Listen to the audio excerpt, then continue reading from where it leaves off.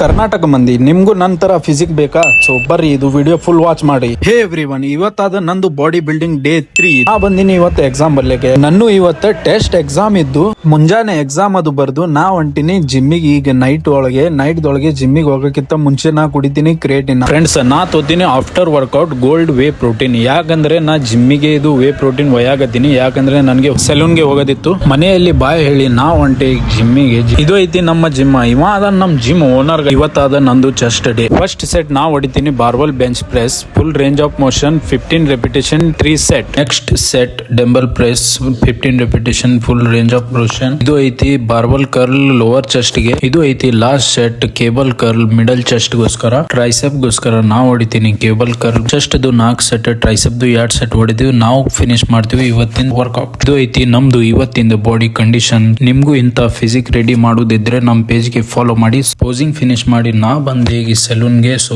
ನಡ್ರಿ ನೆಕ್ಸ್ಟ್ ವಿಡಿಯೋದೊಳಗೆ ಸಿಗಮು. Bye bye, love you all.